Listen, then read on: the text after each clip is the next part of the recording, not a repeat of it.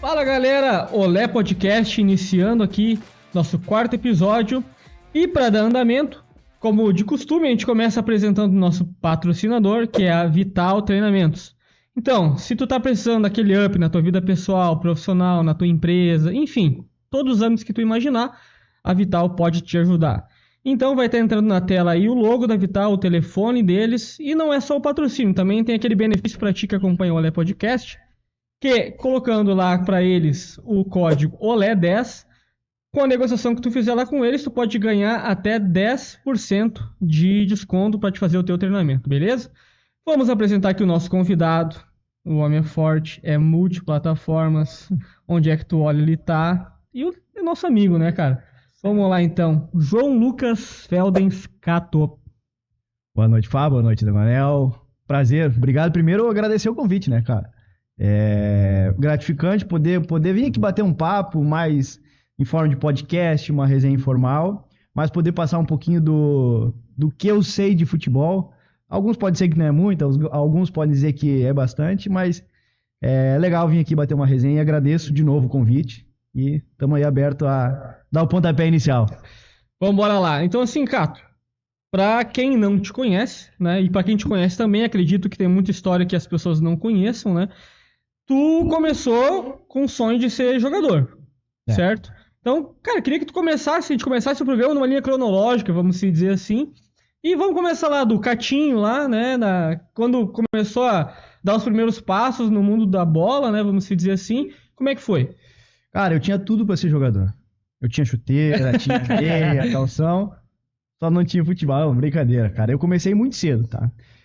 Tem uma foto que é muito emblemática, que eu tô no colo do meu pai, e na porta do berçário, na porta do hospital, tem uma camisa do Inter e um par de chuteira. Esse par de chuteira tá até hoje lá no meu escritório. Tá? Hoje eu trabalho com futebol, sou advogado esportivo, mas essa chuteira faz parte da minha decoração. Então, cara, sempre vivi no meio do futebol, meu pai envolvido no futebol amador, sempre acompanhei ele e eu tenho uma lembrança muito clara, tá? Que quando eu comecei, meu pai começava a jogar futebol amador lá no time de veteranos do Coroas, que é ao lado da Univate, do campo do Americano, e eu tenho uma imagem muito clara. Meu pai sempre foi conhecido como Cato, e eu sempre fui o Catinho, né? E aí eu tenho essa imagem chegando lá no campo do Americano, mirradinho, pequenininho, 3 anos de idade, 4 anos, não lembro, agarrado com a bola embaixo do braço, e a outra mão agarrada nas pernas do meu pai, todo envergonhado.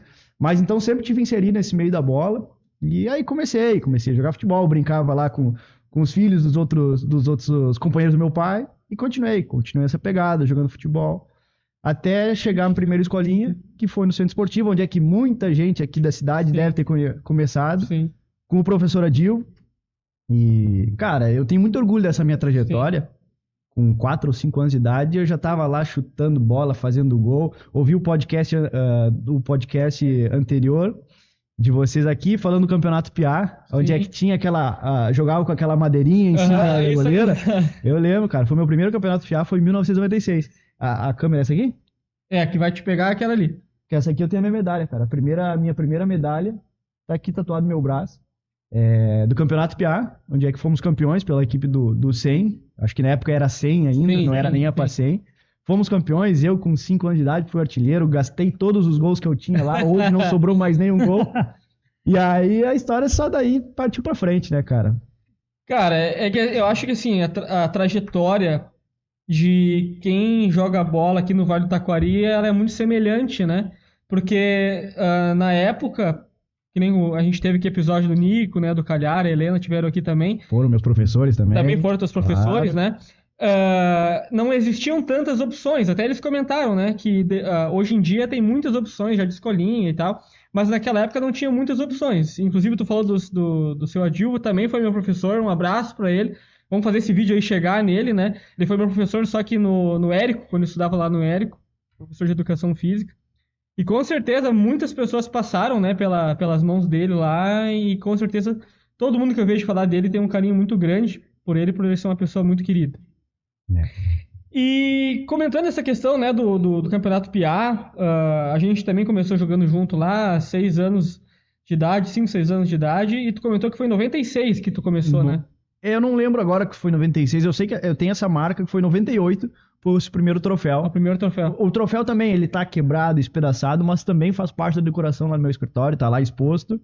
Que, cara, é orgulho, né? Pra gente que jogou futebol, independente de ter chegado ao profissionalismo, que a gente sabe que é muito pouco, e depois Sim. a gente vai chegar nesse ponto. Sim. Mas toda criança, ela sonha em ser jogador de futebol. Eu sempre brinco, né? Se a gente pegar na rua, 100 crianças na rua, fazer uma pergunta pra ela, quer ser advogado ou quer ser jogador de futebol? Sim. Vai ser massa. Sim. Vai perguntar pra mim? Eu queria ser jogador de futebol. Fui até onde deu. Mas essa história ela é bem bacana, né, cara? Então foi em 98, foi esse primeiro troféu, o primeiro lembrança que eu tenho. Eu acho que ali o Campeonato Piá, cara, ele é o pontapé, eu acho, inicial de torneios, de competição, assim, da molecada mesmo, assim, né? E daí depois do Campeonato Piá, como é que foi pra ti, assim? Tu manteve no 100? Tu foi pra outro time? Como é que foi o pós-pontapé inicial, vamos dizer assim? Antes de chegar nesse avançar, a gente conversa, até o próprio Nico, o Calhari, eles estavam falando no outro podcast, que eu penso pra mim também, todo jogador de futebol, ele tem que começar pelo futsal. Sim. Independente se vai depois pro beach soccer, se vai pro futebol de campo, de 11, de 7, eu acho que todo jogador de futebol precisa ter essa base no futsal, né? Ter o contato com a bola, ter o pensamento um pouco mais dinâmico, isso vai ajudar na formação e na progressão de carreira dele. É um jogo muito mais dinâmico, né? Muito mais dinâmico, muito mais... tu tem que pensar muito rápido e tá sempre com a tendência de estar com a bola no pé maior. Sim. Então, eu joguei futsal lá passei a época do 100, depois a PA 100, até chegar aí pra escolinha do 7, que eu acho que foi ali com 10, 11 anos, mais ou menos por essa época aí, que aí sim, aí eu fui lá jogar, onde tinha o Areião lá no 7 de setembro. E já era o Nico e o Calhari. Já era o Nico e o Calhari, que o Calhari sofria com a gente, fazia a gente sofrer lá naquele Areião, não era brincadeira. E ali... sabe bem. E ali começou essa transição pro futebol de campo, né? Na escolinha do 7, aqui em Lajeado também. E a partir dali, cara, as coisas foram progredindo. Eu sempre fui mirradinho, né? Sempre fui o mais mirradinho da minha turma, sempre fui o mais pequenininho. Até quando eu tava no Lajadense, no juvenil... na verdade, quando eu fui pro Paraná Clube, eu acho que foi em 2010, eu acho que foi. Lá fizeram um exame, onde é que eu tinha uma estrutura óssea atrasada. Isso era tava com 2010, eu tinha 18 anos. Tinha 18 anos, 19 anos. Fizeram um exame, eu tinha uma estrutura óssea atrasada em 2 anos. Então, eu sempre tive esse problema físico, né? Então, aí, a partir daí que talvez é uma das principais características minha, antes das minhas lesões também, que não foram poucas, né? Tu até tem um apelidinho devido a essas grandes lesões, né? Podemos contar agora já? Claro, conta aí. O pessoal me chama de machucado. Eu compro apelido, né, cara? Tem que levar na brincadeira, né? Mas aí foi essa transição, futebol de campo. Aí eu fui a alguns clubes aqui do estado, passei agora por alguns clubes também no Brasil. E quando tu começou no campo, qual posição? Cara, comecei no meio campo. Isso é a pergunta que eu ia te fazer.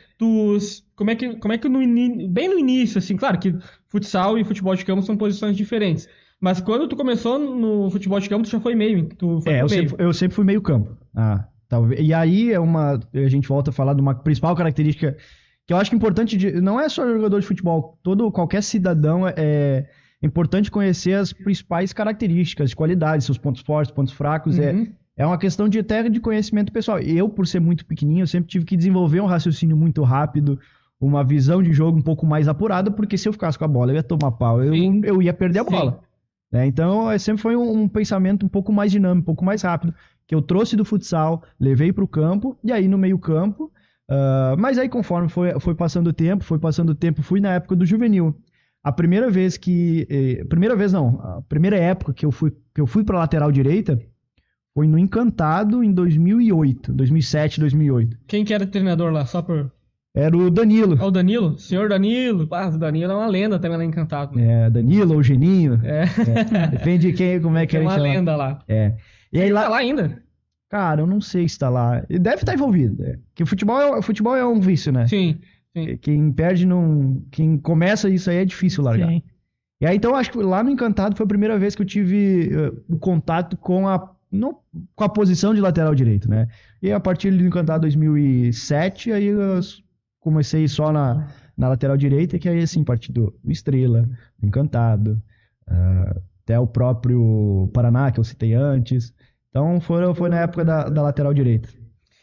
Cara, e lateral, acho que isso é uma coisa, não sei, posso estar falando besteira, mas acho que é uma coisa muito Brasil, justamente pelas referências que a gente tem, Ronaldo, Ronaldinho, das nossas principais figuras serem atacantes ou meias avançados. Então, se cria aquele negócio que eu lembro muito bem, que a gente foi fazer um teste no Lajadense uma vez e não tinha lateral.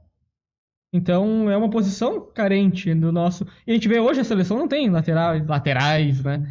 Então, pra ti, como é que foi essa questão, assim? Porque eu não sei como é que tu pensava, né? Quando tu tava começando. Se era aquela coisa, eu gosto de fazer, quero fazer gol, eu quero ser artilheiro, eu quero jogar na frente. Ou como é que foi pra ti? Tipo assim, não, beleza, lateral é bacana. Cara, gostar de fazer gol todo mundo gosta. Ah, não, com certeza. Tem que gostar, né?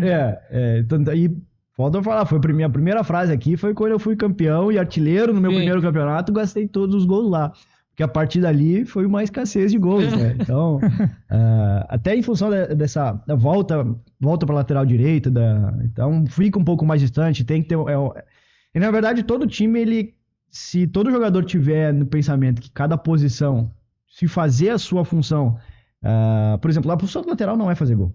Por mais que existem laterais artilheiros, goleadores, mas a função do lateral é dar o suporte e a válvula de escape. E, obviamente, aí depois não vou eu falar de termos técnicos, porque eu não sou o treinador. Sim, eu atuo fora de campo hoje, fora das 4 linhas, né? Então, não vou invadir a área de outros, mas a função do lateral direito principalmente defender, proteger o lado e fazer aquele corredor e ser a válvula de escape, para que aí seja importante para um meio campo, para um volante, sempre quando tiver essa válvula de escape para o lateral direito. Então, sempre fui muito mais assistente do que propriamente artilheiro. E daí, só pra recapitular, acho que tu até já falou, mas eu não lembro muito bem. Tu assumiu então essa posição de lateral direito no Paraná. Não, foi no Encantado. Encantado, Foi isso, no Encantado.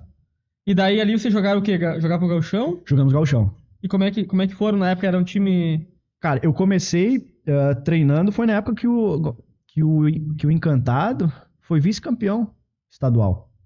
Na época que dali saiu o Eduardo Brock, que tá lá, o Paulo Janesini, o Diego Marder, enfim, teve uma safra bem boa dali, que foi uma época que o Mauro Galvão também estava ali dando suporte no Encantado. Só que naquela época eu era 2 anos mais novo. Já era juvenil? Era juvenil, Só que eu era 2 anos mais novo.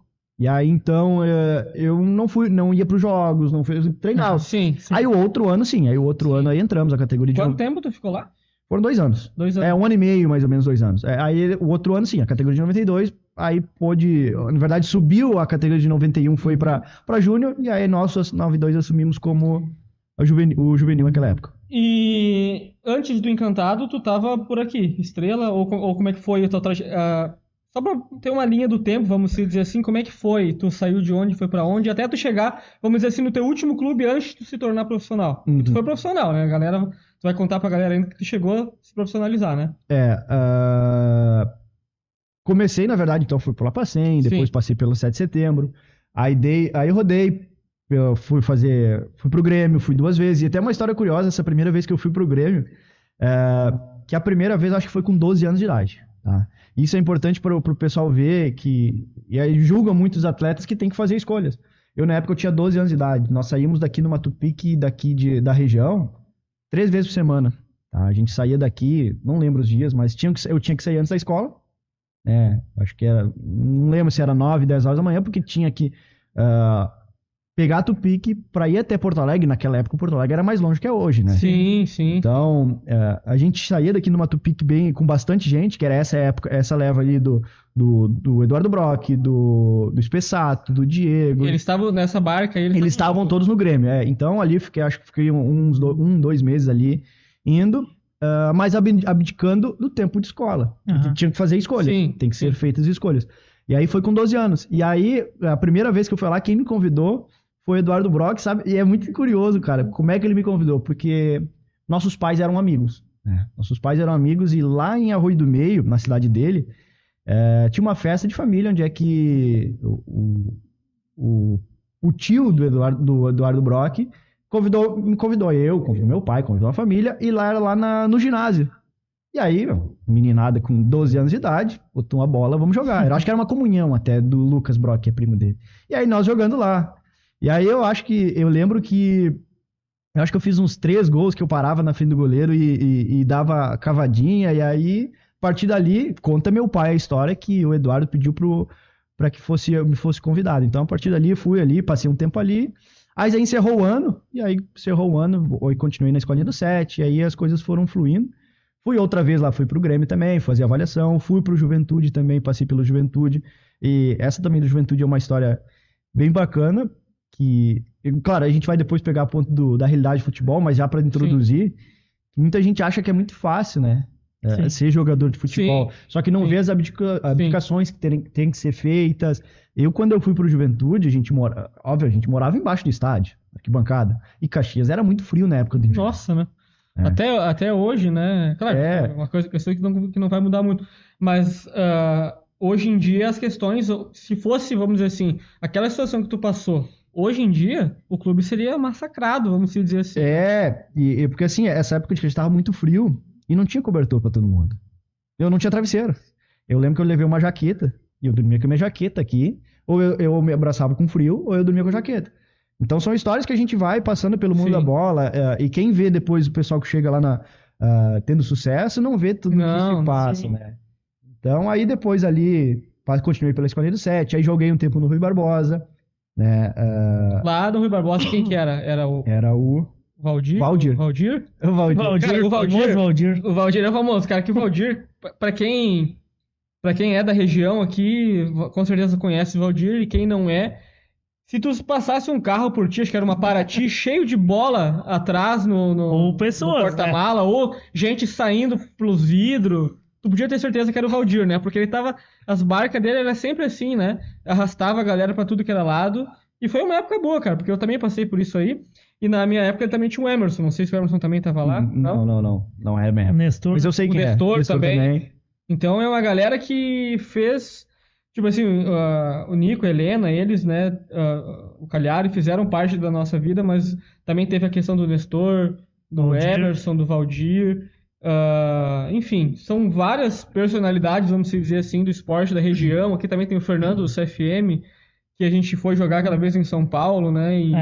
E também tem o pessoal do Guarani de Venâncio, que agora não me recordo o nome. Mas enfim, tem uma série de figuras assim, que a gente lembra até hoje, pelo que eles significavam. O Flechinha, lembra do Flechinha? Tu conhece o Flechinha? Não lembro. Do Pinheiro de Itaquari. Pinheiros, o Mariante lá, o Leandro. Sim, cara, tem uma galera... A gente vai ficar a noite toda falando. Então, é muito legal essa galera assim que marca, né? Então, desculpa te interromper, cara, continua aí da linha do Rui Barbosa em diante, né? Aí do Rui Barbosa ali, aí fui pro Lajadense, na época que o treinador era o Gelson Conte, que eu acho que foi no início de 2007, foi até no início de 2007 ali, que aí... Mas ele era já profissional? Não, ele era o treinador do juvenil. Eu também, não tinha idade pra juvenil ainda, mas aí eu comecei treinando, fiquei treinando um tempo lá, até surgiu a oportunidade pro Encantado. Aí eu fui pro Encantado, no mês de 2007, se não me engano. Continuei no Encantado em 2008, e aí em 2009, cara... 2009 reabriu o Lajadense, porque 2007 participou, primeiro semestre, e depois não participou, fechou o clube em 2008. E retomaram em 2009, para depois o profissional conseguir o acesso. Mas em 2009, cara, sabe que foi um dos melhores grupos que eu já participei na minha vida. E tinha tudo para dar errado. Tinha tudo para dar errado porque nós tínhamos uma rivalidade muito grande. A escolinha do 7 de setembro, Sim. que era uma categoria muito boa, nós tínhamos uma safra muito boa. Sim. Contra contra o time da Ismel, de Estrela. Sim. E tinha 92, era um grande time, que era o Mairo, o Gian, Duda, enfim, era a melhor categoria disparada da Ismel de Estrela. A gente tinha uma rivalidade muito grande. Porque a hora ganhava a gente, a hora ganhavam eles. Eles ganharam mais do que a gente, porque o time realmente era muito bom deles. Em 2009, o Lajadense reabriu, e aí nós viemos fazer parte. Fui convidado então para vir fazer parte do Lajadense em 2009, e o treinador trouxeram o Beto Guevara, de Estrela. O Beto. Um abraço pro Beto, gente boa demais, cara. E aí trouxeram o Beto justamente para poder trazer esse pessoal, essa turma de Estrela, aqui para Lajeado. Só que aí o primeiro treino veio da nossa turma do 7, e chegou a turma de Estrela. E a gente, era criança, não se bicava, porque tinha essa rivalidade muito Não sabe grande. diferenciar, né? Cara, só que isso durou 2 treinos. Sim. Durou 2 treinos, a gente sempre fala, a gente tem um grupo até hoje que, pra mim, foi um dos melhores grupos que eu já participei na vida. Porque era um grupo divertido, alegre, a gente não tinha um mínimo de estrutura, tá? O uniforme de treinos a gente foi ter depois de uns 5 meses, né? E não é isso aqui nem... Não, a gente nunca reclamamos, mas só pra ver a diferença de estrutura. A gente não tinha estrutura, a gente pegava lá no antigo Florestal ainda, o nosso uniforme de treino, nosso material de treino, a gente atravessava a cidade inteira. Fomos até o campo do São José, carregando material, saco de bola, colete, jaleco. Fomos caminhando até o campo do Corinthians de Carneiros, que é do outro lado da cidade, do Montanha. Então, tudo isso a gente fazia a pé, mas fazia com gosto, cara. E foi com isso que a gente ficamos em terceiro no estado. Tá? Ficamos em terceiro no estado, sem ter um mínimo de estrutura. E nós só ficamos em terceiro no estado porque aquela época eram quadrangulares, não era semifinal, final. No último quadrangular, a gente ficou num quadrangular onde é que tinha Inter. Não, perdão, onde é que tinha o Grêmio. Nós chegamos a ganhar do Inter naquela época lá. O Inter do Sacha, do Alisson. Nós chegamos a ganhar aqui no Florestal de 2-1. Mas aí nós caímos no último quadrangular, deu azar. Nós caímos no quadrangular, acho que era o Grêmio. Eu não lembro agora se era o Juventude ou o Internacional. Acho que era o Internacional, era o Grêmio Internacional e mais um outro time. E nós acabamos ficando em terceiro naquele grupo. Aí classificavam só 2. Classificavam só 2 e aí a gente acabou não indo pra final, ficamos em terceiro no estado naquela época lá. Foi um dos melhores grupos e tinha tudo pra dar errado. Tinha tudo pra dar errado e deu muito certo. E hoje a gente é amigos, muitos deles a gente se fala até hoje. E sempre contamos essa história. E aí depois dali, fui pro Estrela, em 2010. Terminou ali o juvenil, estourou a idade juvenil, e aí fui pro Estrela. No Estrela, o meu treinador, quem foi um dos melhores treinadores que eu já tive até hoje. Foi o Everton Machado, que era o goleiro, o velho goleiro, que foi da Portuguesa, foi do Marítimo de Portugal. Cara, foi um dos melhores treinadores que eu já tive, e eu falo isso pra hoje. Ele é meu amigo, a gente tira sarro um do outro. Talvez ele não saiba que eu tenho essa opinião sobre ele. Se ele não sabia, ele vai estar sabendo agora quando assistir. Mas um dos melhores treinadores que eu já tive até hoje. E nosso time não tinha estrutura. A gente acabou não passando da primeira fase. Porque realmente não tinha menos estrutura que o próprio Lajadense na época. Sim. E a gente acabou não saindo da primeira fase. E tem um fato curioso, cara, da Estrela. Eu sou cheio desses fatos curiosos, eu vou trazendo eles. Fica à vontade, o episódio é teu. Porque nós fomos jogar contra o Juventude. Lá no Alfredo Jaconi. Nós, o Estrela, saímos daqui e fomos jogar com o Juventude. E nós estávamos lá embaixo na classificação. Chegamos lá para jogar com o Juventude, que era o líder do grupo. Eles esperavam que iam tomar uma goleada. Ainda mais que, quando a gente chegou no vestiário, se deram conta que o nosso calção não foi junto com o fardamento. Foram as meias e a camisa. E o calção não foi junto. E a gente chegou, tava lá no estádio, já tava no vestiário do Alfredo Jaconi. Aí o Everton foi lá, que jogou no Caxias, então teve lá, conversou com o pessoal e o pessoal nos emprestou um calção. Era um uniforme coisa mais linda, era meia branca, camisa azul com branco e o calção era cinza com verde, porque era o calção de treino do Juventude. Era uma coisa linda. E aí, cara, o jogo foi lá no Alfredo Jaconi, terminou 1-0 só pro Juventude. Eles iam ter folga outro dia, acabaram treinando a semana toda, porque tinha o pessoal de Lajeado que jogava lá, contaram pra gente isso aí. Eu acabei sendo expulso naquele jogo lá, e o jogo da volta foi em Lajeado. Aí o jogo da volta foi em Lajeado, tomamos 9. E eu sempre digo que eu não tava, né? Eu tava na arquibancada assistindo. E sabe quem era o nosso goleiro? Foi o melhor em campo do nosso time. Por incrível que pareça. Se não fosse o nosso goleiro, ia ter sido 18. Era o Edo. Era o Edo Endler, que era o nosso goleiro. O Edo era o goleiro? O Edo era nosso goleiro, pegou tudo que ele podia, né? Porque não teve. E tanto é que depois dali o Edo foi convidado, foi pro Juventude lá, pra disputar a posição com o Jackson Fomo. E aí depois o Edo acabou voltando e aí voltou a jogar de zagueiro, é um baita zagueiro volante hoje em dia, né? Aí depois do Estrela, em 2010, segundo semestre eu fui pro Lajadense. Aí fui pro Lajadense ali, que tinha acho que foi em 2011, na verdade. Foi em 2011 que aí fui pro Lajadense, que tinha época de júnior. Aí a gente teve ali a competição de júnior e aí chegou um momento ali, que foi em 2011, então, que eu decidi parar. Tinha ali, nós estávamos na competição, no campeonato de júnior, aí o profissional também estava em andamento ali. A gente treinava algumas vezes junto, participava junto, e foi em 2011, então, que chega aquele momento que para muitos jovens chega. né? Que o futebol é como uma pirâmide, né? A base ela é muito grande e vai chegando conforme Sim. o tempo, ela vai se afunilando. Sim. Aí chegou esse momento. Eu decidi parar, então, do futebol e do futebol de campo e parei, então, decidi ali e comecei fui pra faculdade. Só que nesse meio tempo, me surgiu um convite da LAF pra jogar, né? Na verdade, em 2010 eu ainda fui pro Paraná Clube lá, passei um tempo lá, e aí teve aquela história do exame que fizeram. Uhum. Mas aí quando, 2011 que eu decidi parar de jogar, a LAF surgiu um convite, e aí fui jogar com a LAF, treinei um tempo com a LAF, até que então começaram a saga das minhas lesões, né? A primeira lesão foi lá, quando eu jogava na LAF, que aí eu acho que eu fui a única pessoa que quebrei o osso do calcanhar que eu conheço. Quebrei o osso do calcanhar, então ali no momento eu falei, ó, chega, o profissional chega daqui, não vai pra frente por conta dessas mas me diz uma lesões. coisa, antes do futsal tu já tinha essa sequência de lesões assim, ou tu acha que foi muito derivado a... Não, acho que Não tem ligação? acho que não teve, acho que foi tudo uma questão da casa, porque essa lesão, quando eu quebrei o osso do calcanhar, e eu conto que a única pessoa que eu conheço que quebrou o ossinho que fica atrás do tendão ali, não tinha como engessar, não tinha como mobilizar, não tinha nada. Mas eu tive então parar de jogar por um tempo, e aí, enfim, eu dei muito impacto no futsal. Sim. Aí depois dali, então, aí comecei a jogar na verdade, antes jogava já nos amadores, jogava no clube. Eu comecei no amador muito cedo. Comecei com 14 anos, eu tava jogando amador, tava jogando nos clubes aqui. Tinha algumas passagens, algumas foram vitoriosas, outras não.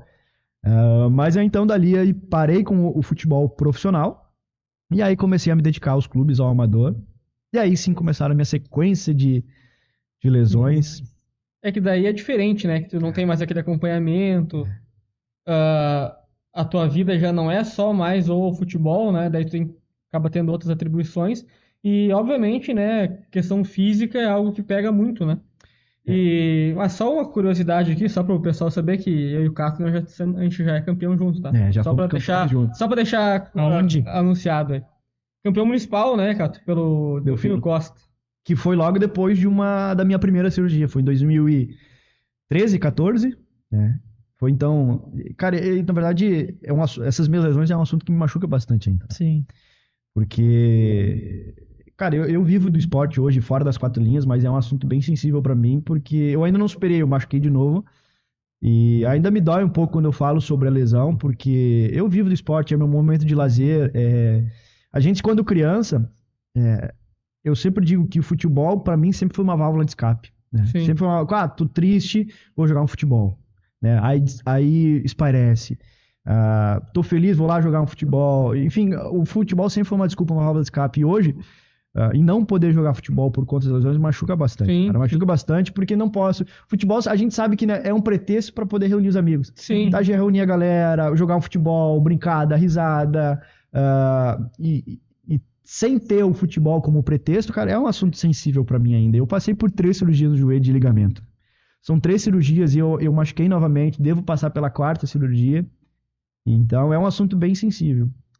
Cara, é que, tipo assim, é muito complicado. Eu passei por 2 e já é sensível, imagina pra ti. Cara. É complicado porque a gente, todos nós aqui, a gente começou basicamente com a mesma idade, vamos dizer assim, cada um no seu tempo, obviamente.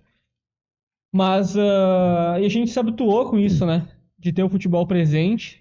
E se é uma decisão tua de não querer mais, beleza, né? Mas quando algo te restringe sem a tua livre escolha, é muito difícil. E que a gente falou, cara, às vezes tu tá estressado, tu vai jogar um futebol, ou às vezes tu volta mais estressado ainda, né? Ou às vezes tu volta... Não, eu digo que às vezes, cara, a peladinha começa ali na resenha e o bicho começa a pegar e ninguém quer perder, e daí começa aquela discussão. Mas, cara... É muito difícil, muito complicado essa questão de lesões, né? Eu também tenho uma coleção de lesões e sei como é que é essa questão de... E normalmente as minhas lesões que eu tive, elas sempre foram de longo tempo de recuperação. E para alguém que almeja ter um desempenho bacana, nem que seja no amador, isso atrapalha muito, né? Porque, como nós estava comentando antes, hoje a gente tem trabalho e o futebol é um hobby da gente.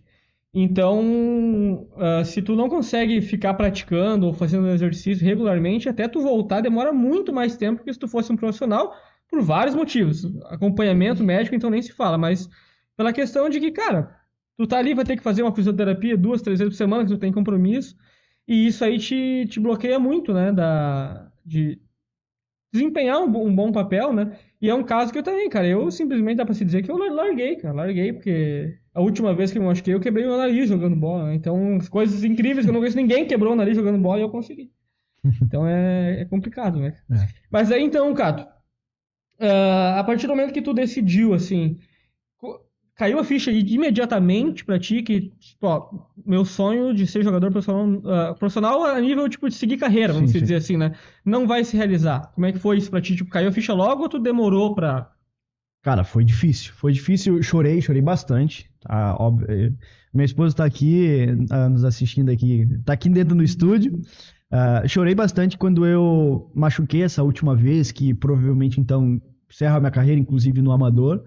Mas quando eu decidi, então, chegou aquele momento da pirâmide, chorei bastante, tá? Porque não é uma decisão fácil, e eu sempre digo que o jogador de futebol, ele tem duas mortes.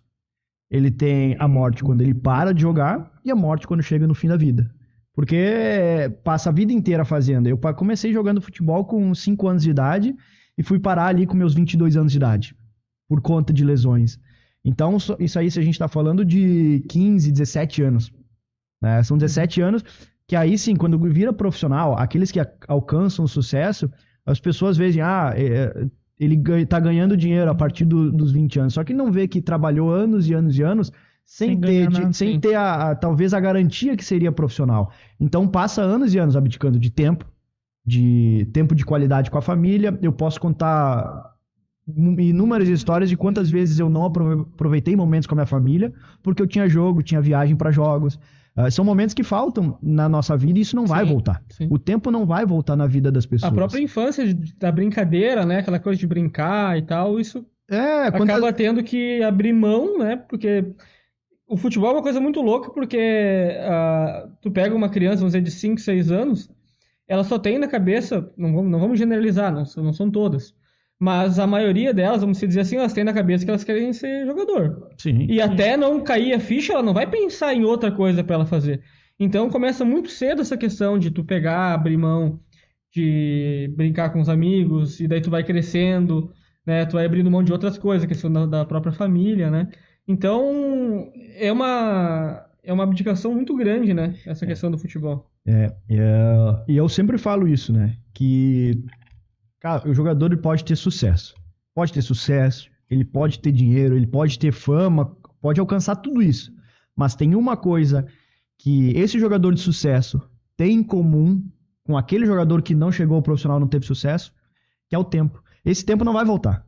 Não vai voltar e aí não vai voltar o tempo com a família. Não vai voltar talvez o aniversário de uma tia, de uma avó que tu não pôde estar junto porque tu tinha compromisso profissional, mesmo sendo criança. Então esse tempo ele não vai voltar.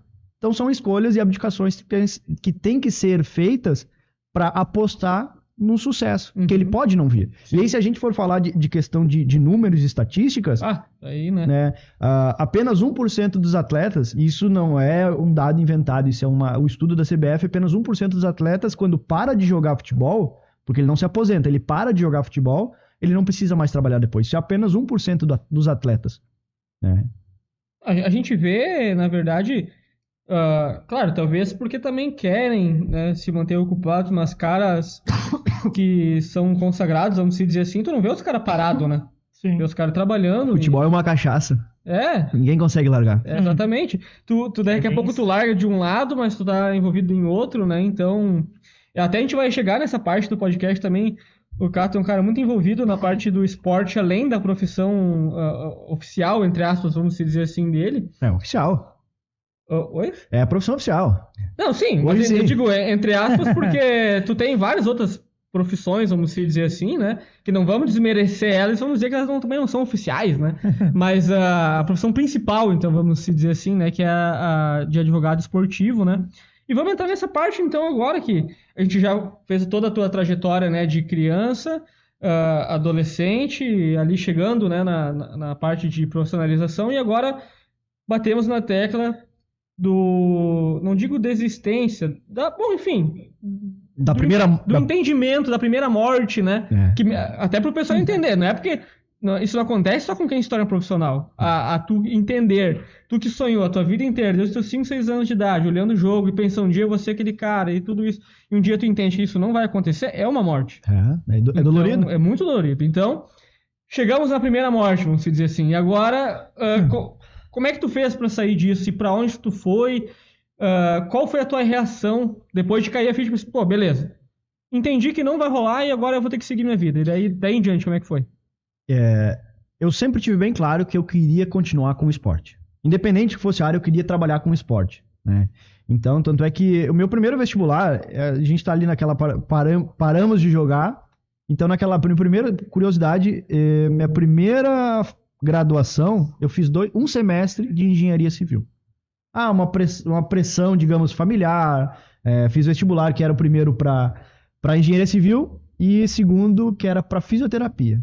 Passei em engenharia civil, cursei um semestre, 2 cadeiras. Eu rodei em cálculo e tranquei desenho técnico. Aí eu parei, eu vi, não é pra mim, eu vou voltar ao meu foco, ao meu objetivo, que é trabalhar com o futebol. E aí eu fui ouvi uma palestra de um advogado. Um advogado que eu falei, eu quero ser que nem esse cara, eu quero trabalhar com o futebol. Porque aí eu comecei a ver muitas situações que eu passei, que a gente passou durante toda essa trajetória, que precisava de um respaldo jurídico. Uhum. Então foi nesse caminho que deu aquele estalo. Eu vou ser um advogado desportivo. Então durante toda a minha graduação, uns 5, 6 anos da graduação, todas as cadeiras foram já pensando no que eu poderia tirar proveito dessas cadeiras para poder usar em prol do futebol, em prol do esporte, em prol dos atletas. Até uma coisa que eu anotei aqui, tu acabou até já praticamente respondendo, que então tu decidiu essa questão do advogado do esporte pela questão de tu entender que tinham situações que não deveriam acontecer e que tu achava que faltava braço, vamos dizer, para ajudar essas pessoas. É basicamente isso, né? E daí tá, durante o curso, assim, como é que foi pra ti? Tu chegou a cogitar, meu Deus, será que é isso mesmo que eu quero? Ou tu sempre focou? Porque assim, eu vou te dizer bem a verdade. Eu também comecei a fazer direito depois, e às vezes eu me pegava pensando assim, não sei se é isso mesmo que eu quero, sabe? Porque eu não sei se não tinha caído a ficha 100%, ou enfim. Mas me batia umas certas dúvidas no meio do caminho. Pra ti, tu entendeu logo que ia ser isso, ou como é que foi assim pra ti? Tipo... Não, eu já entendi logo que eu queria ser um advogado esportivo. Claro que durante a graduação, são 5, 6 anos de idade, que a gente se depara por diversas situações... que a gente fica, será que eu vou fazer isso mesmo ou vou para outro caminho? Mas aí sempre quando passava um tempo eu voltava, porque é mais do que eu acho que uma profissão, é uma vocação, né? Trabalhar com o direito desportivo, trabalhar com o esporte, trabalhar com atletas, talvez é mais um propósito do que propriamente uma profissão. Lidar com, a gente às vezes pega um menino que está começando e surge assim no primeiro contrato profissional e aí aquele clube vai e faz alguma sacanagem com ele. Não é não é 2. Eu sempre brinco que às vezes eu tenho que colocar um lenço embaixo do monitor do computador porque é muita choradeira que a gente tem que ver e eu não critico eles porque realmente são situações que eu vivi na prática e a gente hoje durante a faculdade. Então, tirando esses devaneios que a gente teve durante a faculdade, o foco sempre foi ser advogado esportivo, né? E aí, então, durante a minha jornada de trabalho, eu trabalhei eu trabalhei em órgão público, fiz estágios, mas paralelo a isso, eu acho que foi em 2015. Acho que foi em 2015. Acho que foi em 2015 meu primeiro contato com o direito desportivo. E é uma história curiosa, que era um empresário, na época lá, que sabia que eu estava estudando para ser advogado, e já com esse foco da advocacia desportiva, ele me convidou para começar a trabalhar, me envolver, me inteirar um pouco mais com esses assuntos, e não tinha como ser uma conversa para trabalhar com esporte se não for dentro de campo. Foi lá no campo do São Cristóvão, aqui em Lajeado, escorado na trave, onde é que a gente conversou, trocamos uma ideia, eu passei a minha visão, o que eu queria, e ele passou a visão dele. Então foi dentro de um campo de futebol que eu tive o primeiro passo com o direito desportivo propriamente dito. Isso foram com 2 anos de graduação. Então desde lá, paralelamente a outros trabalhos que tinha na época, comecei a trabalhar com o direito desportivo já. Então diversas situações, são 9 anos já, foi 2013. Foi 2013, um ano depois da minha graduação. Então hoje nós estamos há quase 11 anos nessa luta. Beleza, agora vamos chegar num ponto, vamos dizer assim, acredito eu que vai ser o ponto alto do nosso programa, que é onde eu queria que tu contasse pra gente, como tu falou ali, né, que diariamente tu tem que ter o teu lencinho ali, né, porque acaba vindo muita história, acredito que histórias muito complicadas, complexas, né. Gostaria que tu contasse pra gente algumas delas, obviamente, né, ninguém vai ser citado, nem nomes, nem clubes, nem nada, né, mas que tu contasse justamente, praticamente assim, o título do nosso episódio, que é qual que é a realidade do futebol. Porque que nem tu comentou, a pessoa que tá sentada lá na frente da TV, ela acha que é só glamour, que é só aquela coisa linda, né? Que o cara não se incomoda com nada. Tu vê, às vezes, o cara passando problema psicológico. Meu Deus, o cara é rico, como é que ele tá, sabe? Então, a realidade. O que chega pra ti, dos atletas, principalmente mais de interior, eu acredito eu, né? Que tem mais... Acho que também não, né? Deve ter muito clube grande que também deve fazer sacanagem. Mas que tu contasse pra nós, então, algumas coisas que chegam pra ti, pro pessoal entender qual que é realmente a realidade do futebol, e aquele 1% que a gente enxerga não é aquela maravilha toda. Na verdade, eu não critico nenhuma das pessoas que veem o futebol e acham que o futebol é essas mil maravilhas. Porque as pessoas que não estão diretamente trabalhando, lidando com o futebol, elas só enxergam o futebol que é passado para elas. Ou seja, Sim. Futebol da televisão, aí sim, futebol da televisão é fama, glamour, carrão, é toda essa fama que tem. Só que esse futebol da televisão, ele não representa todo o futebol. Ele representa, assim, o sonho. Representa o sonho de todos os atletas que querem chegar lá. Agora, não representa o futebol inteiro em si. Porque o futebol inteiro em si, nós temos 4 divisões brasileiras. Só que cada estado, por exemplo, tem 3 divisões. E esses 3 divisões estaduais, cara, a gente tá falando de acho que são 300 mil atletas ao todo no Brasil, profissionais. E se a gente for pegar o futebol da televisão, que é Série A, Série B, Série A e Série B que pagam relativamente bem, a gente tá falando se a gente pega 20 times, a cada time com 30 atletas, a gente tá falando de 600, 1.200 atletas. E os outros atletas? A maior fatia disso não tá ali, né? A maior fatia não tá ali. Não representa essa grande massa do futebol. Porque a grande massa do futebol é aquele atleta que tem contrato por 3 meses. Porque aí sim é uma garantia que o atleta, pelo menos, conseguiu, historicamente, com a Lei Pelé, lá em 1998, conseguiu pelo menos ter 3 meses de contrato. Tá? Todo atleta ele tem no mínimo 3 meses de contrato. Só que muitos clubes só jogam estadual. Sim. E aí vão lá, assinam um contrato por 3 meses com o atleta. E aí os outros 9 meses. Tem muito atleta que joga 3 meses e fica ali fazendo bico, trabalhando de pedreiro, garçom, entregador, porque em busca de uma nova oportunidade. A gente vê isso muito na Copa do Brasil, né? Às vezes pega, por exemplo, o próprio Inter, né? Se eu não me engano, o Globo, aquele que perdeu aquela vez, os atletas deles, a maioria trabalhavam em outros lugares, né? Eram profissionais de futebol, mas não eram exclusivamente, vamos dizer assim, profissionais de futebol. Sim. Então é basicamente isso, vamos dizer, né? Tipo, ainda que eles chegaram num nível ainda que de visibilidade, né? Tem muita gente que tá ali que, sinceramente, né, não me entendam mal, mas que o pessoal nem sabe que é jogador. Né? Então, como é que é isso aí? Tipo... a Copa do Brasil, na verdade, é o ápice do jogador que quer chegar, né? Porque aí tu vai chegar lá, o momento, vai sair o sorteio, por exemplo, o Globo viu que jogou contra o Internacional. Eu tenho certeza que eles não reclamaram, que eles não ficaram com medo. Não, é o ápice deles. É o ápice do jogador de pequeno porte jogar contra um time grande. Eles querem esse momento. Tanto é que o Globo ganhou, eu assisti aquele jogo, sim, ganhou merecidamente. Então imagina a festa que eles fizeram. Eles já foram os azarões, ficaram felizes. E eu não sei hoje se algum daqueles jogadores daquela equipe do Globo saiu para alguma outra equipe, eu realmente não sei. Mas 90% não deve ter saído para algum outro time, deve ter continuado nessa mesma linha, nesse mesmo nível. Então vai todo ano tentando pegar algum time de Copa do Brasil, e que são muito poucos times que vão para a Copa do Brasil. Esse ano, e agora o próximo ano vai diminuir mais ainda, né? Mas eu pego muito a questão do futebol estadual, né? Recentemente acabou a 3ª divisão aqui do estadual, né? Terminou aqui no Rio Grande do Sul a 3ª divisão estadual.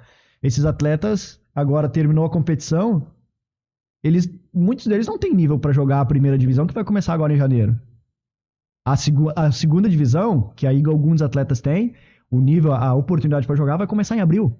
Então o que vai fazer, por exemplo, de janeiro a abril? Como é que vai botar comida pra dentro de casa? Como é que vai alimentar a família? Isso ninguém vê. Todo mundo acha que jogador é aquelas mil maravilhas, mas não vê esses percalços no meio do caminho. Sim. Não vê que, por exemplo, se for bater em contratos de 3 em 3 meses, a média de jogador é ter 5 meses de contrato durante o ano. Então a realidade ela é bem triste, ela é bem diferente do que o futebol que passa na televisão, porque o futebol da televisão é o que passa pra televisão. E é o que as pessoas conhecem. Sim. Cara, é impactante isso, né? Por causa que justamente isso aí. As pessoas enxergam aquilo que é oferecido para elas, que é... daí hoje tem uma gama, né, de opções, daí o cara vê Premier League, vê Campeonato Espanhol, enfim, todas as opções que tem. E justamente esses casos, né, de interior, de divisões, subdivisões, vamos se dizer assim, de estaduais, Rio Grande do Sul, enfim, todos os outros estados. E como é que é? Não sei se tu chega a ter situações, por exemplo, de estados onde já não existe um time de expressão. Vamos pegar, sei lá, tipo Acre, vamos dizer assim. Né? Porque o Acre não tem nenhum time de expressão a nível nacional, mas obviamente acontece futebol lá. Tem bastante. Na verdade, assim, o meu escritório tem atuação a nível Brasil, nível mundial, mas hoje nós estamos presentes em 16 estados, tá? Em atuação já direta, que a gente teve que lutar por algum atleta. Então são 17, inclusive o Acre, né? O Acre é um estado pequeno, mas tem time de potencial, principalmente de formação de atletas, né? Uhum. Acho que o próprio goleiro Everton, que é do Palmeiras, seleção brasileira, é de lá. Uhum. O Rony, não sei se é de lá também ou não. O Rony acho que é do Pará. Tá, mas o Everton é de lá. A gente até tive uma audiência num tempo atrás, lá no próprio Acre, onde é que enfim, eu acho que era o presidente do clube, tá? A gente estava lá conversando, porque o pessoal não entende que a gente está trabalhando e somos profissionais. Ele é presidente do clube, eu como advogado, e tem uma relação, tem uma troca, né? Porque eu estou de um lado, eles estão do outro, assim como eu estou do outro lado, enfim, são trocas, e ele comentou que é a dificuldade de fazer futebol, por isso que muitos clubes, ao invés de tentar subir com um time profissional, preferem investir no futebol de base. Porque o futebol de base é onde é que, vamos lá, dá prazer pro treinador. Assim como o Nico Calhares vieram aqui, eles tinham prazer de formar atletas. E a gente via, o pessoal pode ver nos podcasts anteriores, que eles têm orgulho em falar dos meninos que passaram pela mão deles. Sim. Eu acho que eles têm muito mais orgulho de falar da gente que passou pela mão deles, né? Mas. Todos eles falam. Não, mas eu acho que a gente é. Eu acho que a gente é um espaço especial. Eu vou falar e puxar a brasa pro meu assado, né? Mas então, os treinadores eles têm orgulho da formação. Então não é raro, por exemplo, um jogador que atinge o nível máximo de futebol. Vai chegar, vai relembrar as origens e vai falar, aquele foi meu primeiro treinador. Assim como eu falei do Adilvo, que foi meu primeiro treinador, uma vez eu mostrei pra ele essa tatuagem. Encontrei ele, mostrei pra tatuagem. Sabe qual foi a reação dele? Ficou quieto e o olho começou a lacrimejar. Porque isso dá orgulho pra ele. Sim. Independente de ter criado sucesso, ou ter sucesso dentro do esporte, dentro de campo ou não, eles investem na formação do cidadão. Sim, exatamente. Digamos que o cara chegar no ápice é um bônus, né? É um bônus. E eles tiveram aqui e falaram, né, que o objetivo principal deles lá era que, obviamente, né, que todo mundo que entrasse lá podia não saber nem ficar em pé, mas que seja lá sabendo pelo menos o básico do futebol, mas que o principal era, digamos que, reforçar o que vem de casa, né? Então, até falaram, né, que estavam felizes pela gente e tal, de termos dado certo como pessoas, né? Como atleta não deu certo. Deu certo sim, nós somos campeões, Fábio. Bom, vamos lá. Se tivesse...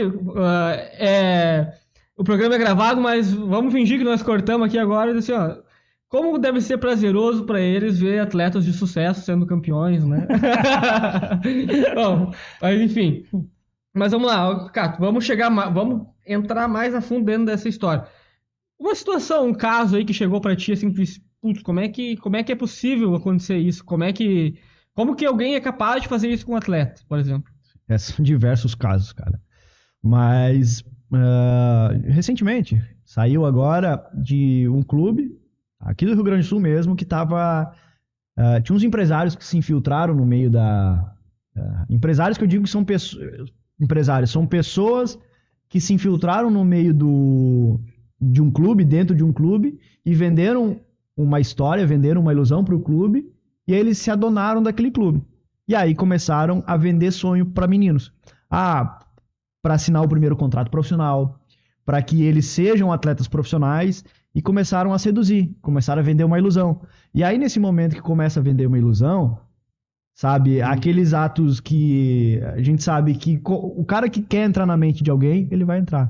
Fazendo que meninos pagassem taxas. Sim, ainda mais com sonho, né? Pagassem valores, porque atleta profissional é profissional. Atleta profissional não paga pra jogar. Atleta profissional precisa receber. Sim. Então, eles vendem ilusão, falam que o atleta profissional precisa pagar. Se o cara cobrar 5 mil reais de um atleta pediu demissão, era lá de um outro estado, não do Rio Grande do Sul, pediu demissão do emprego estável, onde é que recebia mensalmente um salário, tinha uma segurança dentro do emprego, pediu demissão desse emprego, vendeu um carro para poder investir e apostar que ele achava que era um sonho, mas na verdade era uma ilusão. Né? Então, são histórias assim, enfim, essa história ainda ela passa do campo esportivo, vai para a área criminal, porque isso na verdade é um estelionato que se fazem, e que muitos atletas, a gente estou falando de um caso específico, mas espalhados no Brasil inteiro, tem diversas pessoas de má índole, né, dentro do futebol, que se aproveitam do sonho das pessoas para poder vender essa ilusão. E acaba frustrando e tornando essa experiência traumática. Quando a gente quer justamente ao contrário. Por mais que os atletas querem ser profissionais, que seja uma experiência prazerosa toda essa jornada, porque o futebol ele tem o poder de transformar o caráter das pessoas, transformar cidadãos. Então o esporte tem esse poder. Então uma experiência traumática pode ser tão traumática ao ponto de mudar toda a história desse menino. Porque geralmente se faz com atletas que estão querendo se tornar profissionais. Sim, aquele processo de tu sair, né? Mas o grande problema em geral são atletas que são contratados, né, são prometidos para ele condições de salário, de ajuda de custo, moradias, alimentações, e não são prometidas e ainda são dispensados. São dispensados sem receber. Muitos nem assinam a carteira. E atleta profissional, aqui vai para o conhecimento do pessoal, o atleta profissional, ele é um trabalhador como qualquer outro. Tá? Ele é um trabalhador que precisa ter a carteira de trabalho assinada, ele precisa ter depósito de FGTS, precisa ter INSS. Se não tiver carteira de trabalho assinada, o atleta ele é simplesmente um trabalhador informal que, se machucar, simplesmente o clube pode escantear ele, deixar ele de lado, que vai ficar sem proteção. Isso é a pior coisa de se fazer com o ser humano, e isso me mexe bastante comigo por conta das minhas lesões. Então não é raro de acontecer isso, o atleta que se machuca, o clube dispensa ele, sem ele poder continuar a profissão, porque já é difícil. Agora um atleta chega em condições, treina, porque não é só o jogo, o futebol, não é só o jogo. Sim. Tem os treinos, acorda, faça chuva, faça sol, calor de 40 graus, é frio de 0 graus, o atleta lá, ele tem que trabalhar. Ele tem que trabalhar, treinar durante a semana para chegar e colocar a cereja no bolo, que é talvez o jogo de futebol. O jogo é o momento de aproveitar tudo que trabalhou, né? É o momento de desfrutar. Então o atleta tá lá, ele trabalha, e muitos clubes não assinam a carteira, precisa assinar a carteira de trabalho. E aí quando eu falo isso, o pessoal faz aquele paralelo que todo mundo faz. O jogador de futebol ganha 300 mil reais. Como ele vai ter a carteira de trabalho assinado com 300 mil reais? Isso não é justo. Né? Mas o jogador de futebol é um trabalhador assalariado, ele precisa ter a carteira de trabalho dele assinada, só que a Lei Pelé é justamente para esses casos, tá? Para esses casos que os atletas são de alto nível, nível que já chegou nesse ponto, nesse ápice. A lei, hoje a nova Lei Geral do Esporte, ela permite que seja explorada a imagem desse atleta. Seja explorado, mas para isso precisa ter, de fato, uma exploração de direito de imagem, precisa aquele clube ter um apelo midiático, porque não adianta vamos lá, botar uma exploração, um salário de 4 mil reais, tá? E aí coloca 2 mil reais na carteira de trabalho e 2 mil reais se paga sobre direito de imagem. Um jogador dá terceira divisão estadual, tá? O jogador de terceira divisão estadual nunca vai receber 4 mil reais. Mas estou usando uma situação hipotética. Botar um jogador de terceira divisão estadual para receber 4 mil reais, 2 na carteira de trabalho e 2 por fora. Ou bota um jogador de Série A que ganha 300 mil reais. Qual que vai ter mais exploração? Que justifica uma perda de direitos e garantias para justificar 50%. Óbvio que o jogador de Série A de Campeonato Brasileiro. Então, nesses casos, a lei ela já permite essa que seja fracionado esse pagamento. Uhum. Mas sim, todo jogador de futebol é um trabalhador como qualquer outro e precisa ter a sua proteção. Não é nem direitos, é proteção. Né? Porque o jogador de futebol, ele tem no seu corpo a sua ferramenta de trabalho. Se Sim. não puder usar a ferramenta de trabalho, como vai poder trabalhar? Como vai poder sustentar e botar comida para dentro de casa? Então são essas dificuldades que o jogador de futebol, que a gente fala de nível médio para baixo, sofre e que muitas pessoas não veem. Sim, perfeito.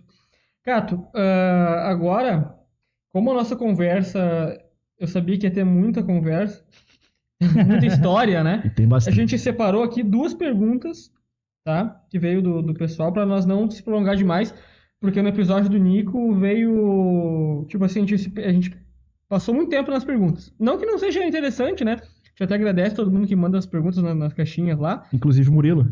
O Murilo mandou uma bíblia lá para nós ler. A gente leu, primeiro, para dar uma moral para ele, né?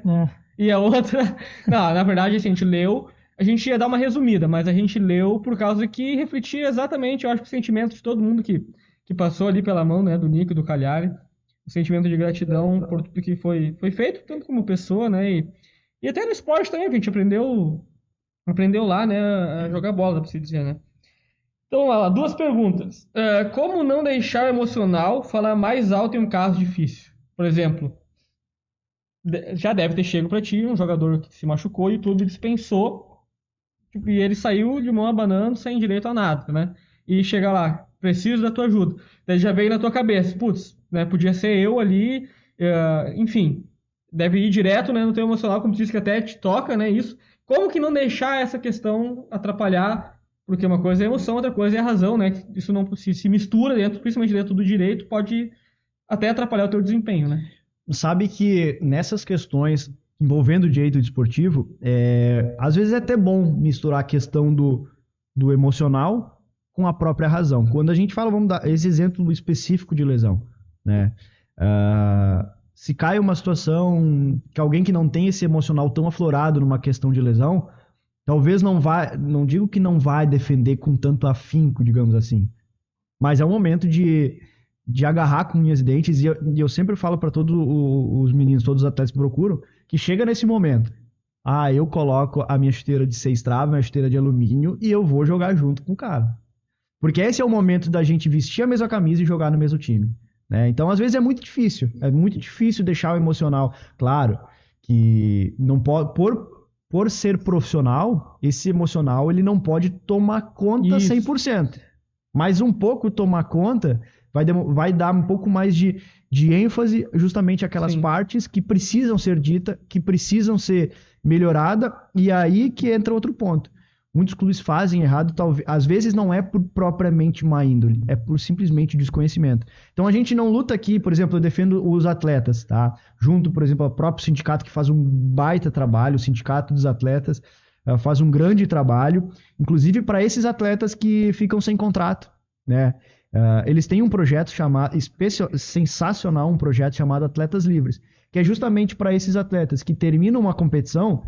O sindicato disponibiliza treinamentos totalmente gratuitos para esses atletas, plano de alimentação, justamente nesse período, que eles ficam sem contrato, sem trabalho, mas o sindicato oferece esse treinamento totalmente gratuito para que eles possam se condicionar, para no momento que a oportunidade vem e bate na porta novamente, vem um clube, ele simplesmente chega lá, o atleta está preparado. Sim. Né? Então, hoje eu estou no momento, estou defendendo os atletas. A gente precisa colocar esse emocional junto. Sim. Precisa colocar pelo menos uma coisa é a comida sem sal e outra coisa é a comida com sal. Precisa ter uma pitada de emocional. Sim. Principalmente quando a gente fala no direito desportivo defendendo os atletas. Perfeito. Vamos lá para outra pergunta que tem aqui, que é: o que mais te encanta dentro e fora de campo no futebol? Cara, Dentro de campo, o que me encanta é o que tá em falta. É um camisa 10. Eu sou fã de camisa 10. Eu e meu pai, nós temos uma briga, tá? Eu sou fã de um camisa 10, um camisa 10 clássico. Clássico, ok. Tipo assim, eu sou fã do Ganso. Por mais que hoje o Ganso tá mais recuado, eu sou... Alan Patrick. Vamos dar o Alan Patrick, que é... Eu já tive a oportunidade de ver o Alan Patrick pessoalmente, vendo ao vivo. Cara, ele é sensacional como jogador, uma visão de jogo espetacular. Então, isso que me encanta dentro de campo. O meu pai já se encanta mais com aquele camisa 9, trombador, centroavante, né? Aquele que a bola bate na... Soares. Mas se for o Soares, até eu me encanto também, tá? Então... Não, mas aquele cara que, tipo assim, que fez de brinco, que fede a gol, que a bola bate no joelho, canela e é gol. É tipo esse 9 aí. O Gelson Conte. O pai disse que o Gelson Conte E o Gelson foi meu treinador. Ele foi um grande treinador que eu tive lá em 2007 no Lajanense, que ele falava... Ele fez muito gol e ele foi artilheiro por onde passou, porque, cara, tinha uma jogada característica que ele mostrava durante o treino, que ele chegava na frente e ele batia gol. Fechava os olhos e... Tinha 50% de chance. Ou ela bate em alguém e entra, ou ela bate em alguém e sai. Então é o camisa 9, o trombador, o que faz gol, o que fede a gol. Meu pai é fã desse cara, eu sou fã de um camisa 10. É o que me encanta dentro de campo. Camisa 10 clássico, com visão de jogo, toque de qualidade, eu sou fã. E na parte de bastidores, vamos dizer assim, daí o que é que te chama a atenção? Cara, uma coisa que eu sempre fui fã e o que ganha jogo é o vestiário. É aquele momento de concentração, é aquele momento de focar consigo mesmo, pensar naquilo que tu vai colocar dentro de campo. Aquele momento família, aquele momento emocional e aquele momento de um pé antes do campo, que é o túnel de entrada. Cara, aquele momento ali é espetacular. E só quem vive aquele momento pra saber o quão bom é isso aí. Sim. Isso me arrepia até hoje, Aquele cara. friozinho na barriga, né? De saber, ó, tá chegando a hora de tudo aquilo que a gente treinou, colocar em prática, né? Cara, eu vou te dizer assim, depois que a gente acabou parando com as competições, vamos dizer assim, aquilo que mais te deixa com falta é esse sentimento, sabe? O sentimento de, tipo assim, meu Deus, tá chegando a hora. Que eu lembro, cara, que quando a gente a gente jogava gauchão, acho que eu não dormia uns 2, 3 dias antes de ir, porque, vamos jogar contra o Inter, contra o Grêmio no final de semana. Cara, aquilo era uma loucura, assim, que tomava conta de ti, te dava aquela ansiedade boa, aquela sensação de competição, assim, sabe? E isso, pra mim, é o que mais sinto falta, assim, sabe? De pensar, putz, cara, tá chegando a hora desse baita jogo, assim, disputar uma final. Cara, o sentimento de disputar uma final é uma coisa que só quem joga mesmo que sente, né, cara? É muito louco. Mas hoje em dia, até nos clubes, né? Tu vai jogar ali uma final, tu fica... Não, mas eu pelo menos... O futebol em si, cara. O futebol em si, nós jogava bola na rua, vaiando um refri e era uma emoção, cara, porque o espírito da competição, sabe? E isso é muito legal, cara. É algo que eu, pelo menos, ainda sinto falta, cara. Eu sinto falta desse espírito, assim, sabe? Que acredito que é o que acontece com muita gente que para, né? Por isso que depois... Tem muita gente que parou, depois voltou, ou daí vai pra treinador, ou vai pra outra coisa, pra estar dentro daquele ambiente, pra estar sentindo aquele clima, né? E o Cato falou de bastidores, eu não sei vocês, mas eu gosto muito, cara, de olhar. Hoje, os clubes, cada clube praticamente tem a sua TV, né? E eu gosto muito de olhar, às vezes eu tô olhando, tipo, bastidores do América Mineiro, por exemplo, assim, que eu acho muito legal. Tu vê como que é, sabe, essa questão dos caras aquecendo, se motivando um no outro, e, enfim, tudo aquilo que acontece que quem tá lá no estádio ou tá em casa não sabe que acontece. Agora, hoje em dia, eles estão fazendo, né? Os caras falando no vestiário. Mas uma vez não tinha isso. Não, isso é legal, cara. Isso é legal pra tornar, na verdade... É que, na verdade, assim, hoje o futebol, ele deixou de ser apenas um esporte. Ele é um entretenimento, né? Entretenimento caro. Muito caro. Ele é um entretenimento caro. Então, trazer esses bastidores... os clubes, eles estão pensando nisso, nessas fontes de aproximar o torcedor. Seja para dentro do estádio ou pro dia a dia do clube. Isso é muito legal. Isso é muito importante, na verdade, para a saúde de um clube, para continuar alimentando o sonho de uma criança. Aquele menino, seja para ser torcedor ou para ser jogador, mas o clube pode continuar a alimentar esse sonho. Vou trazer um vídeo, por exemplo, o Fluminense foi campeão, agora lançou um documentário, eu ainda não assisti esse documentário, mas eu vou assistir esse documentário, tá? Porque lá em casa é futebol 100% do tempo, tá? Minha mulher tá aqui do lado, minha esposa tá aqui do lado, e ela não tem o que fazer. Eu tô trabalhando. Eu tô assistindo futebol, eu tô trabalhando. Desculpa, é a saída perfeita que eu tenho. Perfeito. Então, os clubes estão fazendo isso, essa forma de aproximar com ações desse nível e com a qualidade que hoje eles estão entregando, é muito importante para a saúde financeira não, para a saúde do próprio clube.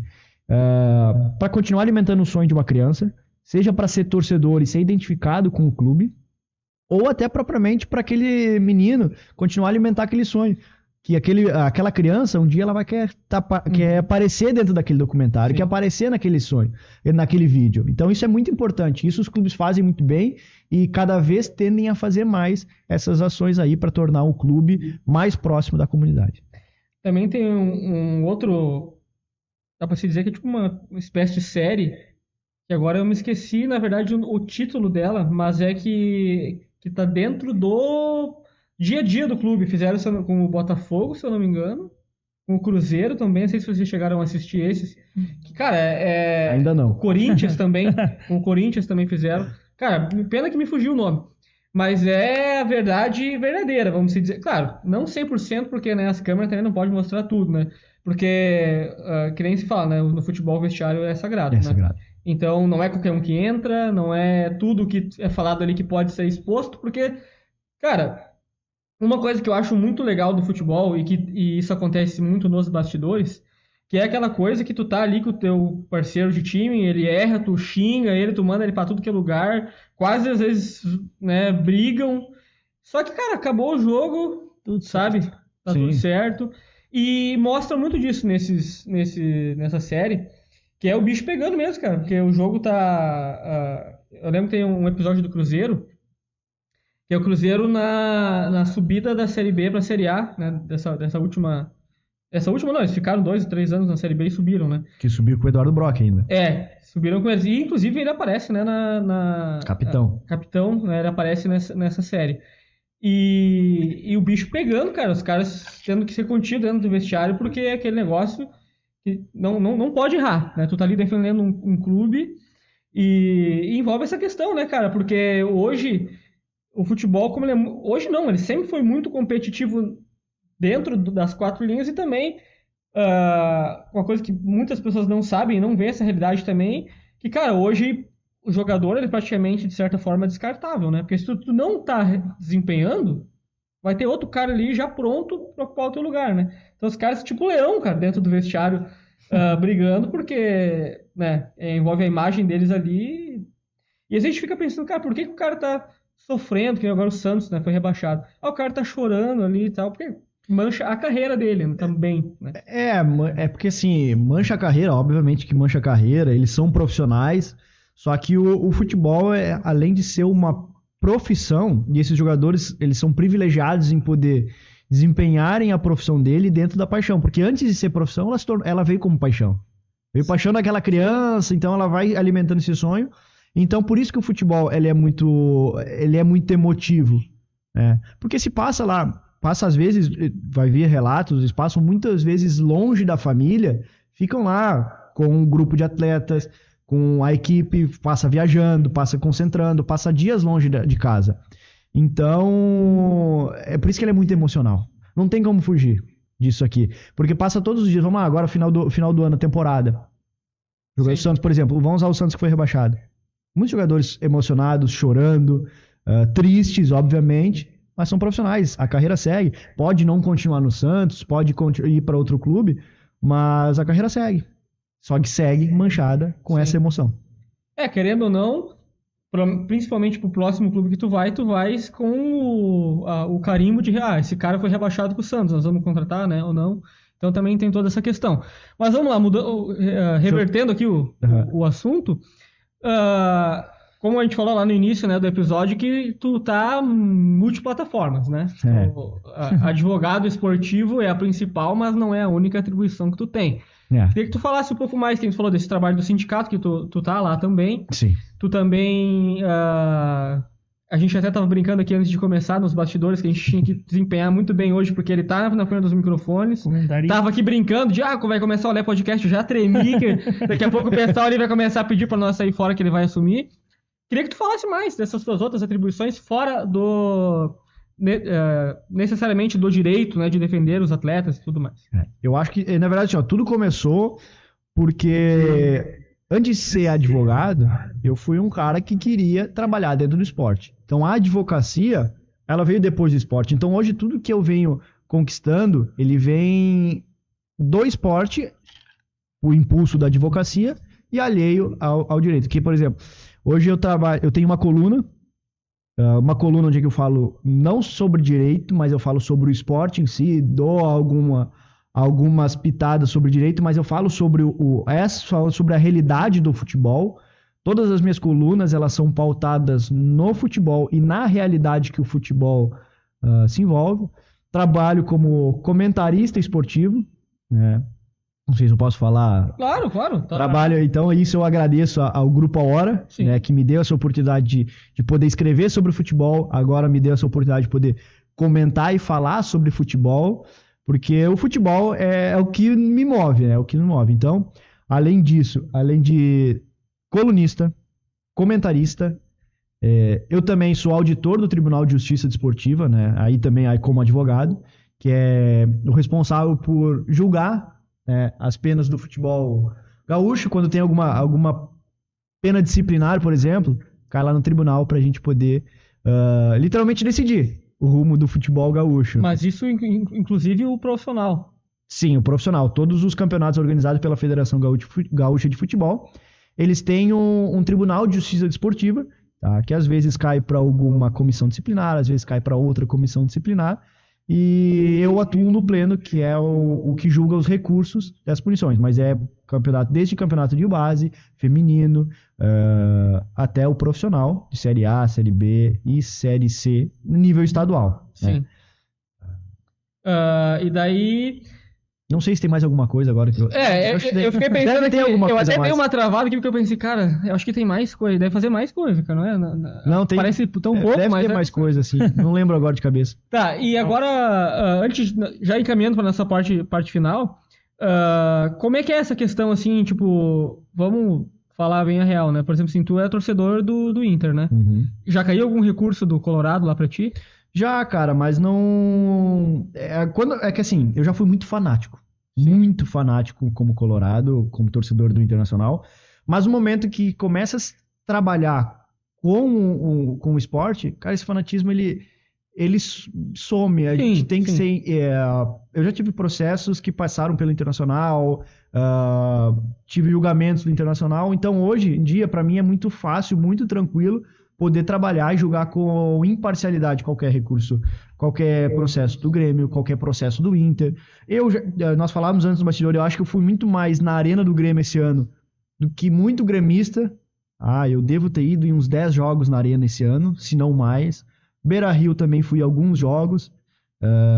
Então eu tenho essa facilidade de poder transitar e trabalhar com uma imparcialidade muito grande, né? Porque acho que é questão de profissionalismo, assim como, por exemplo, um jogador que é colorado, mas joga pelo Inter e vice-versa, como já teve gente na história que aconteceu isso. Sim, são então, vários casos, inclusive dá pra se dizer que foram praticamente quase ídolos dos dois lados, né? Exato. É uma questão de profissionalismo, então é uma coisa bem tranquila, bem simples, para mim, bem fácil de decidir, essa hora sim, se deixa a emoção de lado e é totalmente razão. O único momento que eu deixo, na verdade, eu me julgo como impedido de julgar é quando cai algum processo do Lajadense, né? Porque o Lajadense eu tenho um carinho especial, o Lajadense eu tenho esse carinho especial por ter jogado no Lajadense, por ter começado a carreira no Lajadense, ter encerrado a carreira lá no Lajadense, ter trabalhado dentro do Clube Esportivo Lajadense. Até, Cato, aproveita. Vamos aproveitar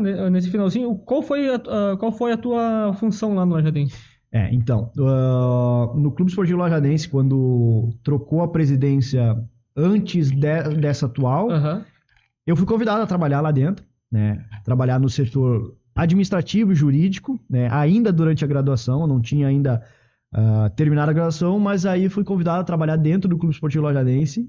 E o pessoal que não tem conhecimento, dentro de um clube de futebol do interior, se faz praticamente tudo, né? Sim. Então, eu era do RH eu era o jurídico, eu era o administrativo. E eu trabalhei, desempenhei todas essas funções. E claro, nós tínhamos mais pessoas, mas a gente tinha um grupo de trabalho muito legal, né? A própria Aline, que continua hoje no Lajadense, é uma pessoa sensacional, que hoje ela dá o sangue pelo Lajadense, tá lá ainda. Thiago Matos, que hoje ele é diretor do sindicato, ele é ex-jogador de futebol do Internacional, jogou em Fortaleza, jogou fora do Brasil. Hoje ele trabalhou comigo dentro do Clube Esportivo Lajadense e hoje ele é diretor do sindicato. Então são pessoas que nos ajudaram a impulsionar e cada vez mais fomentar o direito desportivo ou esporte em si, que aí ramificar para outras situações. Então, aí eu saí de lá, do Clube Esportivo Lajadense, para abrir o escritório, para trabalhar perante só a advocacia desportiva. E aí, justamente por conta disso, por conta dessa ligação, essa proximidade, quando tem alguma coisa do Lajadense, aí é difícil. Aí é difícil, eu opto, então, teve semana passada um julgamento do Lajadense e eu optei por não participar do julgamento. Ah, tu opta. Eu achei que daqui a pouco tu não poderia, não, por já ter tido um vínculo. Não, eu opto. Eu posso julgar parcial ou imparcial, eu posso julgar. Só que eu opto pelos julgamentos do Lajadense, pela proximidade, familiaridade, por ser muito identificado com o clube, eu opto, então, não participar do julgamento para que não tenha nenhum tipo de... Até um próprio resguardo do nosso tribunal. Porque pode ser que seja um julgamento grande que vá afetar algum outro clube lá na frente, e esse clube vai olhar, quem participou do julgamento vai estar o João Lucas Cato, que é ex-jogador do Lajadense, trabalhou no Lajadense, foi conselheiro do Lajadense. Vínculos, então pode ser que tenha algum tipo de problema. Nós já tivemos julgamentos no tribunal que a gente mandou voltar julgamentos porque tiveram pessoas que não podiam julgar, que eram identificados com o Internacional, com o Grêmio. Então, por um próprio resguardo do tribunal, eu opto por não participar desses julgamentos do Lajadense, justamente por conta dessa identificação muito grande com a nossa cidade de Lajado. O que demonstra o teu profissionalismo, né, que tu tem citado até agora. Então, Cato, a última perguntinha, como é que faz? Assim, então, o atleta ele tem um problema com o clube e ele vem te procurar. Tu não trabalha com os clubes, isso? Eu trabalho hoje como representante dos atletas, né? A gente tem uma boa relação com todos os clubes do Brasil, porque, na verdade, o futebol é uma engrenagem. O clube precisa do atleta, né, para poder ter gente para trabalhar. O atleta precisa do clube para poder trabalhar. Então não adianta ser ponta de faca, dar murro em ponta de faca. Então a gente tem um bom relacionamento e a gente precisa ter esse bom relacionamento para poder transitar. Porque a gente precisa que o atleta jogue, o clube precisa que o atleta jogue, então a gente precisa disso. Mas hoje eu atuo como representante dos atletas, advogando em prol dos atletas por conta dessa minha dedicação, por ter vindo de dentro de campo, por ter vivido muitas situações que eles me procuram, eu vivi. Então eu represento eles e aquilo que eu falei antes, que quando o atleta me procura, eu falo para ele que a gente vai jogar junto, eu vou vestir a mesma camisa que ele, eu vou colocar as 6 travas e a gente vai jogar e vamos até o fim. Porque eu, dentro do direito desportivo, não é uma mera profissão. É mais uma vocação e um propósito do que uma profissão. Perfeito.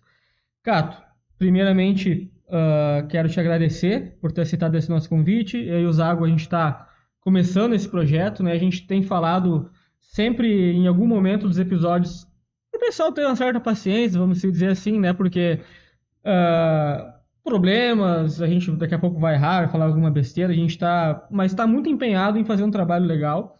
E a gente tem ficado muito feliz, falando por um convidado que está aqui também, a aceitação que a gente está tendo das pessoas que a gente está convidando para vir aqui. A galera está nos apoiando, abraçando o nosso projeto, igual tu fez, com muita história boa para contar.